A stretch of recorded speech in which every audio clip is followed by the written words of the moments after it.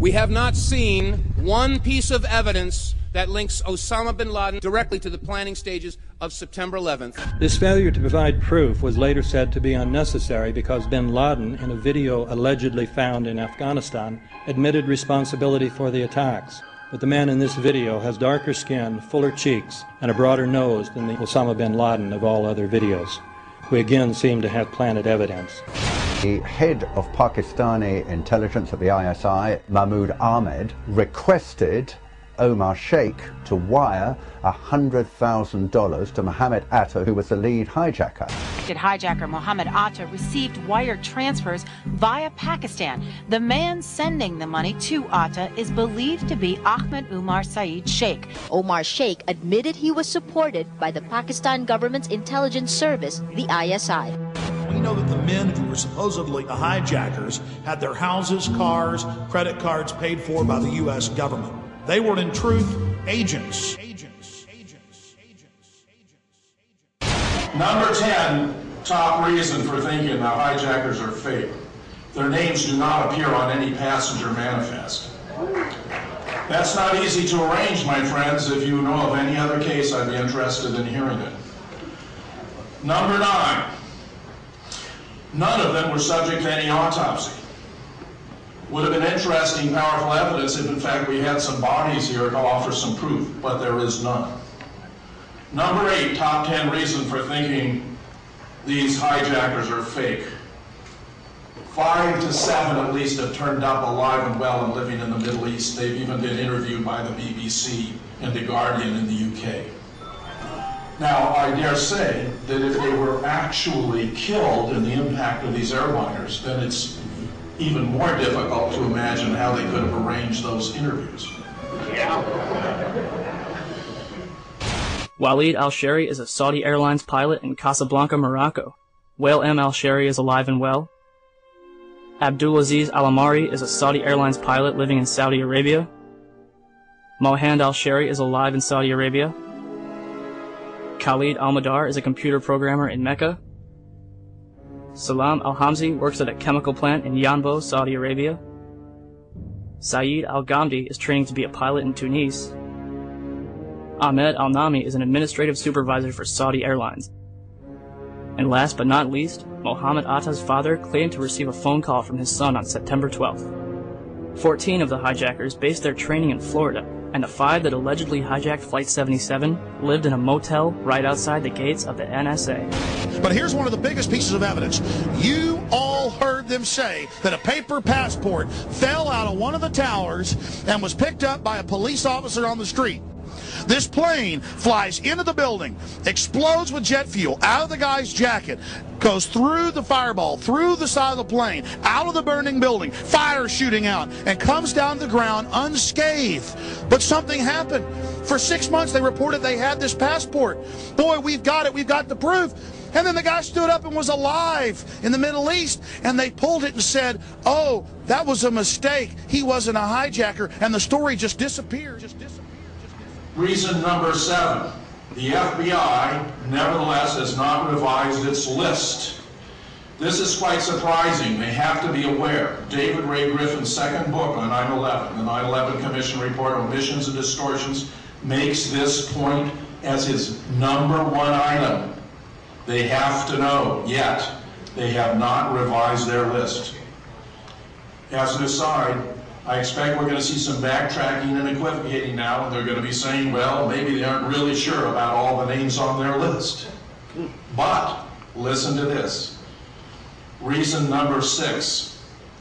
A special agent of the FBI by the name of Flagg, F-L-A-G-G, has explained that the FBI knew almost immediately the names of all 19 hijackers because they discovered a piece of luggage left by Mohammed Atta when he had driven up to Portland, Oregon, and then turned around and rushed down to Logan just in time to participate in the hijacking of a plane from that airport.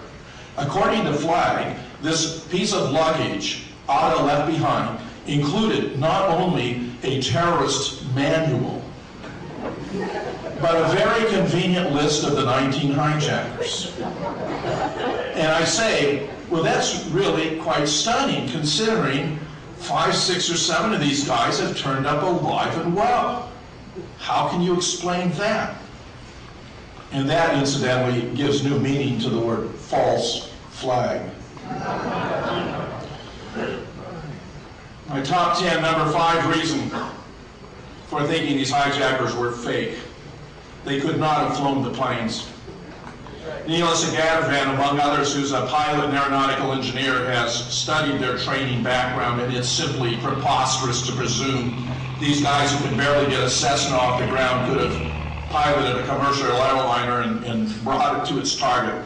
It's preposterous. Top 10 reason number 4. Those cell phone calls that we've heard so much about could not have been made at the altitudes and speeds these planes were flying. A.K. Dubney, a professor of computer science from Western Ontario, has taken cell phones of different makes and models on different flights around the country and discovered at altitudes above 2,000 feet and speeds of about 230 miles an hour that cell phone connections become fewer and farther between. They would have been impossible.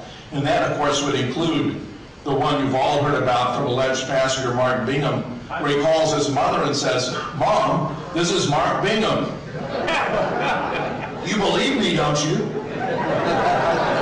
Top 10 reason number 3. During the trial of the alleged 20th hijacker, Zacarias Moussaoui, a tape was played. A tape recording was played, allegedly from Flight 93, which included the passengers discussing how they were going to attempt to break down the cabin door using a drink cart. One astute student of the case wrote me to point out that this was ostensibly a cockpit voice recording, and that cockpit voice recorders do not record voices in the passenger compartment. Top 10 reason number 2 why these hijackers appear to be fake.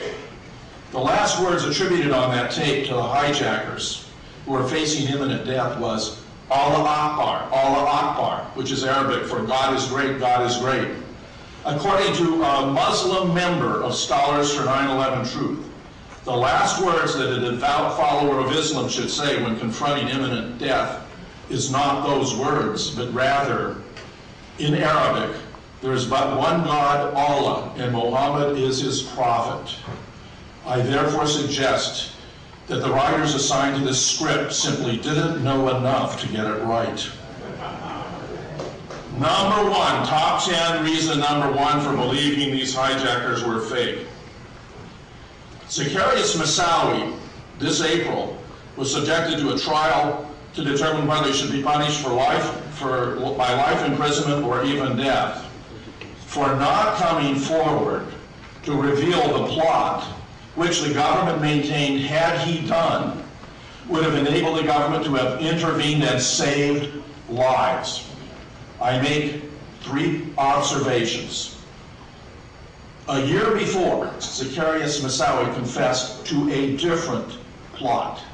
He had acknowledged that he had been involved in a plot to fly a plane into the White House in order to extort release of a terrorist, a sheik who had been imprisoned for terrorist activities in 1993. He denied he had anything to do with 9/11. A year later, the federal government has played a shell game, and now they're insinuating and implying he had something to do with 9/11.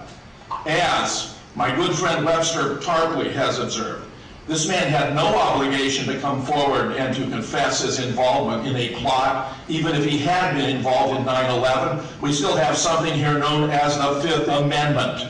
He had no obligation to incriminate himself. Third, and most tellingly, and this must have been incredibly embarrassing to the government, an FBI agent testified he'd been following Moussaoui. He'd been observing him taking this flight training. He had suspected that he might be involved in a terrorist plot, even to fly planes into the trade towers, though he suggested later that was merely a lucky guess. He testified under oath that he had told his superiors about his suspicions, not once, not twice, 70 times. And I say to you, 5 or 6 might be excused as ordinary incompetence. 20 or 25 may be criminal neglect. 70 times has to have been a matter of direct policy policy, deliberate policy. They were keeping these guys in reserve so they could use them as their cover story when the government itself perpetrated these dastardly terrorist acts.